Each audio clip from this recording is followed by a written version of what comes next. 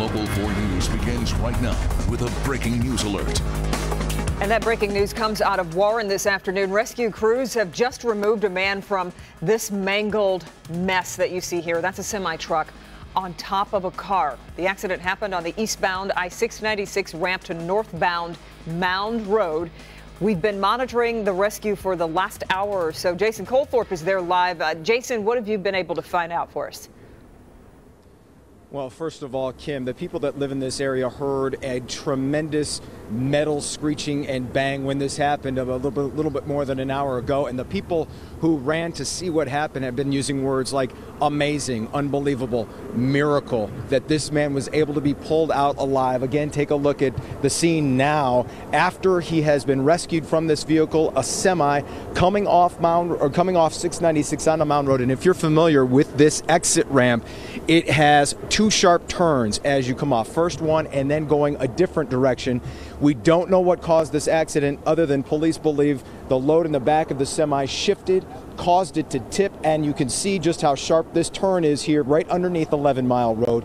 It fell on top of this car, and for the last 45 minutes or so, firefighters here in Warren have just done an unbelievable job trying to rescue the man who was inside it. And if you watched live on Facebook, on the Local 4 Facebook page, you knew this was going to be serious, potentially fatal, and to see this man pulled out of the wreckage, the people who were watching above all cheered and clapped, and here was one of their reactions after it happened. The way he came out waving at us when we were clapping, it was amazing, Vital. If you look at the car and the truck, it was completely amazing. I mean, I'm part of Warren CERT, so we work with the firefighters sometimes, and seeing how good of a job they do, this is what they train for. So, definitely. I mean, it warms my heart, and being here like they were, quick response and everything, probably helped the guy a lot more. Yeah, a lot of people here that were watching almost afraid of what they might see, and in the end, to use their words, an amazing rescue, almost a miracle that someone was able to come out of this alive. Again, he is injured. We don't know the extent of that. He was put on a backboard and led right away, but he was clearly in pain, but he was conscious. He was talking to rescuers. Police told us just a few moments ago that this stretch on 696 coming off to Mound Road going to be closed for another hour at least, because you see that semi still tipped, and they've got to get that upright and out of here. But certainly a happy ending to this point. We're going to be following this throughout the rest of the evening. Kim, back to you. Okay, and we'll check back in with you at 5 o'clock, Jason. Thank you. Also, first at 4, a veteran Detroit police officer remains in critical condition this afternoon. He suffered severe head injuries in a shooting incident last night on Detroit's west side. Local 4's Rod Maloney is live in Dearborn with the latest on the officer's prospects for recovery here. Rod? Yes, you know, Karen, when you hear the mayor and the police chief asking for everyone's prayers, you get the idea that it's very serious. But this officer had a surgery about 4 a.m. He also had another one around 10 a.m. And then shortly thereafter, there was a press conference where the doctor said that this officer's condition is deteriorating. And so they are deeply concerned for his safety. Let's go now and take a look at precisely what happened and take a look at what was going on overnight. It's just a sobering reminder of the dangers that our officers face each and every day. Shortly before 11 p.m. last night, a domestic violence call sends 2 officers, a veteran and a rookie, to the Oakman Apartments on Joy Road. There's high security there, a locked gate leading to the front door without a window. Officers were told someone would prop the door open, but it didn't happen. After getting past the locked gate, the uniformed officers started banging on the door. All of a sudden, the door opened and a man with a silver-plated .380 handgun emerged and a shootout began. His arm was extended, and the officers responded. The officer that was shot fired several rounds from his department-issued weapon, and simultaneously both the officer and the suspect fell to the ground. The rookie officer pulled his partner to safety, and EMS took the officer to Oakwood Beaumont Hospital. Today, the bullet holes were visible outside the door. A very somber Mayor Mike Duggan called both officers heroes. Once again, we're reminded that every citizen of the city of Detroit owes an enormous debt of gratitude to the 2,500 men and women of the Detroit Police Department. The shooter, 46-year-old James Edward Ray, known as Jay to his friends and neighbors like Tony here. He's a solid person. He worked every day, stay to himself, don't bother nobody. That's what I know about him. Did you ever notice him talk about the police or be upset about the police? No, he ain't got no problem with no police because he don't do them to go to work every day. Well, one of the things the Detroit police are telling us right now is that the man was going to the door, the shooter was going to the door chambering rounds in his weapon, that he left his room with that gun and was putting guns in it and came right out of the door with his arm extended to apparently shoot anybody who was there. And the question is whether he even knew there were police officers there, but at this point it's academic. He is dead. One officer in critical condition here with a gunshot in the forehead here at Beaumont Hospital. Reporting live in Dearborn, Rod Malone, Local 4. Okay, Rod, we'll check in with you a little bit later in our 5 o'clock newscast. Thank you. And more news, accused serial rapist Ike Smith has pleaded guilty to all charges. Smith was facing a long list of criminal sexual conduct and home invasion charges in 9 separate cases across Allen Park, Dearborn, Inkster, Garden City, and Redford Township. Smith ended his trial today with his guilty plea. He'll be sentenced May 25th. New at 5, we'll hear from one of Smith's victims. Her reaction to his guilty pleas are coming up on Local 4 News at 5 o'clock. This horrific crash on I-96 led to a chain reaction that left 3 families devastated. 2 people who stopped to help were injured themselves. A local doctor died, and this young man, who you're about to meet, was a star athlete, survived, but lost a foot. He spoke publicly today about his ordeal for the first time. Our Paula Tutman spoke with Sean English, and Paula, this young man has certainly just been through a lot. Oh, yeah, and that's an absolute understatement. This has been horrific. But I think what's so incredible about it is even though that car accident or that crash took so much from him, broken bones, damaged muscles, it did not seem to touch his true spirit. Sean English was wheeled to a microphone at Henry Ford Health System this afternoon with a laundry list of injuries: amputated right foot, broken left femur, severed tissue damage, muscle tears, broken bones. Yet he marveled at his progress thus far. And now we can bend my knee up to 35 degrees, which it was at 0 before. But as he spoke for the first time publicly since that incident April 2nd that changed his life forever, he had a laundry list of thank yous that was longer than the list of his injuries. Trooper Patrick Arena, the reason why I'm talking today.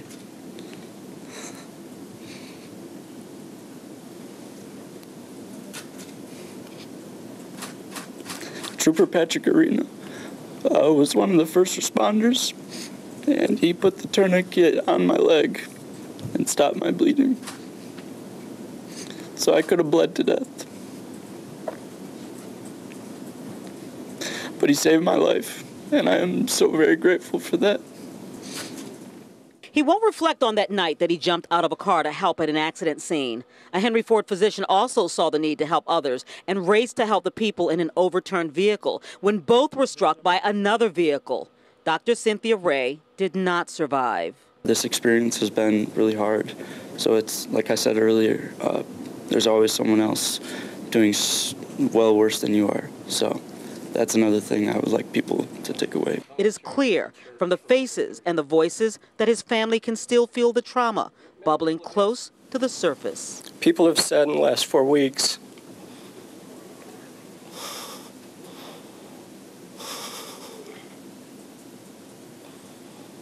that this is an exceptional young man sitting to my left. He says he has no regrets of jumping out to help others that evening. He believes service to others is part of the very fiber of his being, and even that accident can't change that.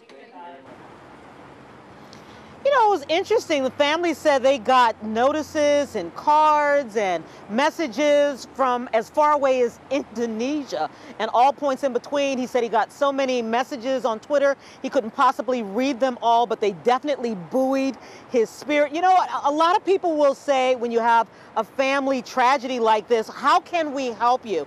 And his father answered that question. And Kimberly, it's probably not the answer you're thinking. We're actually going to look at that part of the story this evening at 6, but it's well worth sticking around for, because when people say, how can I help you? This isn't what you expect to hear. Okay, well, we'll look forward to hearing your report later in our later broadcasts. But Paula, you're right. He's a really strong, courageous young man, and I feel like he will be immensely blessed for his actions. Paula, we appreciate that report. We'll talk to you a little bit later. All right, it's the first day of May, but it seems April showers are sticking around. Let's check in with Ben Bailey for a first look at the forecast. Yeah, happy Monday, Kim. We got some light rain that's pushing back into the area after a fairly nice afternoon. Saw some sunshine and 60-degree temperatures, but you can see a lot of green showing up here across southern Michigan, southwestern Michigan, northern Indiana, and it's headed in our direction. This is going to be more of an issue for our west and north zones, but just about everybody's going to see a few raindrops, although they'll be fairly light. Temperatures falling from 61 here at 6 o'clock into the 50s by 10 o'clock. And these numbers are going to be one of our warmest evenings of the next 10 days. Some pretty chilly numbers to look at coming up, and that's in a few minutes, Kim. Ben, Congress has come up with a spending plan to avoid a government shutdown later this week. The bipartisan agreement is worth $1.1 trillion. It funds the government through September 30th, the end of the fiscal year. The deal will boost military spending, but does not pay for President Trump's Mexican border wall. And it rejects many of his planned cuts to domestic programs, kicking the budget battle to later this year. A House vote is set for Wednesday. If you're on Facebook, you've seen the concert meme making the rounds. Some experts are now calling it a security risk. It's a warning that applies to everything you do on social media. We'll have that coming up. And also 700 brides get the same gift on their wedding day. And it's something that will give their husbands something very important to think about. But at first, a new battle connected to online shopping could lead to a strike at one of the country's most iconic department stores. And we continue to follow that breaking news from Warren, where a man has been rescued after a semi-truck fell on his car. At this time, the eastbound I-696 ramp to northbound Mound Road remains closed. Because of that crash, it will continue to remain closed until they clean it up. At least another hour. We'll have a live update coming up on Local 4 News at 5. Stay with us. Coming up all new on Local 4 News at 5 and 6. 2 people were mauled by a pit bull in the city of Roseville. What police say happened and how the victims are doing. All right, Coco, a labor dispute at a high-end retailer could set a precedent for other workers across the country. Workers at the Bloomingdale's in New York could walk off the job today. The sticking point concerns online sales. Employees say they often help customers find something, but then they order the item online to save money. Workers want commissions for those sales like they receive for in-store purchases. It's not clear how Bloomingdale's, though, would be able to track those sales. Well, many of you have been playing the concert game on Facebook this past week, listing 10 concerts you've been to. One is a lie. Privacy experts warn that this could be a mistake, and here's why. You may be sharing too much personal information with potential hackers. The first concert you attended is a common security question for some financial websites. The security warning applies to any information you might use online, your hometown or the street you grew up on, your telephone number, things like that. Protect any information you might use for passwords or security questions. Goes without saying. All right, Ben is back with a rainy kind of forecast, which we thought would end after the April showers, but it's continuing into May. It is. Even though it's going to be light, it'll be around not only tonight, but probably tomorrow morning as well. But if you're heading downtown for the Tigers game tonight, temperature's not too bad. We are going to see some windy conditions, wind gusts topping 30 miles an hour at times. We've put possible showers in here. Better chances for that rain, as we told you, are going to be in our west and north zone, but still could see a raindrop at the ballpark. Probably not enough to delay or cancel that game either way. As far as the wind gusts go, they're going to be up overnight, and you can see the model showing anywhere between 20 and 30. I think they may peak just a little bit higher than that, especially during the evening hours. But then again, tomorrow, we could see some windy conditions as well.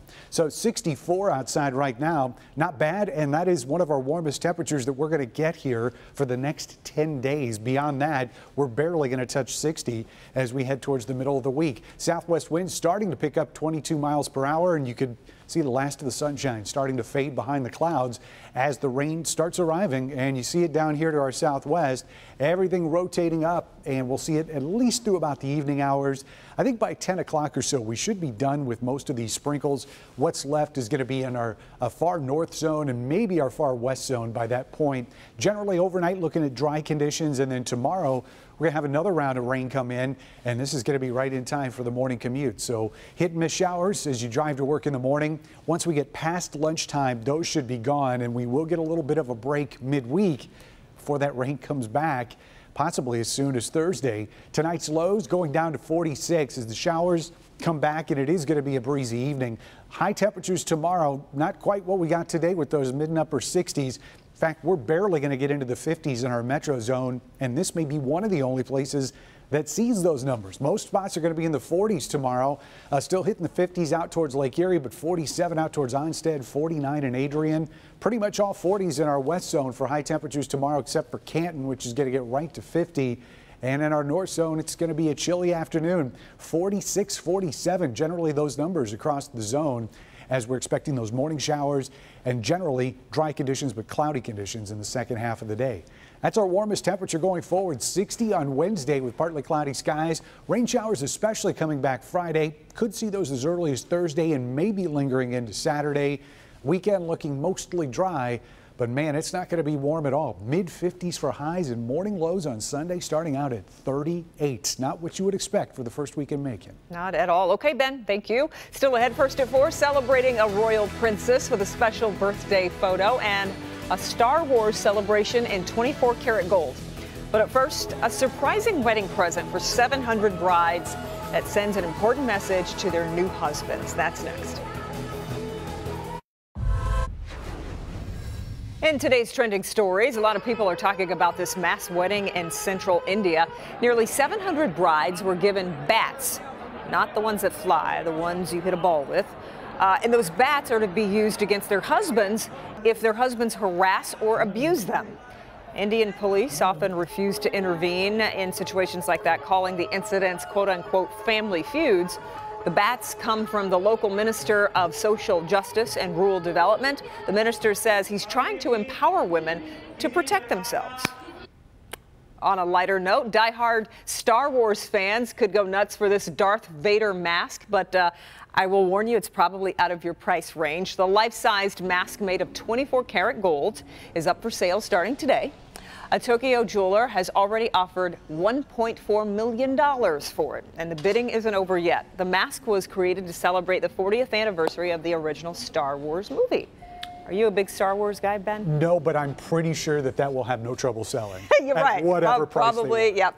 I mean, it's already up to millions of dollars. All right, take a look at this little adorable picture. This is a new photo of Britain's Princess Charlotte. Her parents, Prince William and the Duchess of Cambridge, released the photo to mark her second birthday, which is tomorrow. Her mother took the photo herself. The little princess has only been seen in public just a few times. Her parents also shared a photo on her first birthday. The princess is fourth in line for the British throne. Absolutely adorable. It seems like 2 years just really flew by. Yeah, and they did a really good job of keeping her out of the spotlight. Keeping her out of it. Really, they really did. Okay, still ahead. This video is worth watching twice. Okay, a cat fight comes to a dangerous end, but help is on the way. We'll have the rescue coming up. It was caught on camera. That's next on First at 4. Who's inspecting your child's school for hidden dangers? Not the state. In a lot of schools, you have nothing. You have no inspections. In the wake of a table falling and killing a 3-year-old girl, serious concerns are being raised. Should have never happened, and I have to live with that every day. Are old deteriorated tables in your school or church? What you need to know and do to make sure your child is safe. The Defenders, tonight at 11. All right, finally, First at 4, a cat rescue caught on camera, and you need to watch this video very closely. Yeah, 2 cats. They come running from around that blue building, one chasing the other. Felix is the pet cat of the dock management company, falls right into the water. Oh, well, the dock worker you see there quickly comes to the rescue in that red shirt and then hanging over the edge to pluck the cat to safety. We're told little Felix was not hurt, but that was some quick thinking there by that dock worker. Didn't even have to get all the way in there. All right, and just a reminder, you can share your pet stories on our All for Pets page on clickondetroit.com. We love hearing stories about your pets and seeing pictures. One-stop shopping for pet news and talking with other pet owners. You can find it all there on clickondetroit.com. All right, thanks for joining us for First at 4. We're back in a half hour with Local 4 News at 5. Inside Edition is next.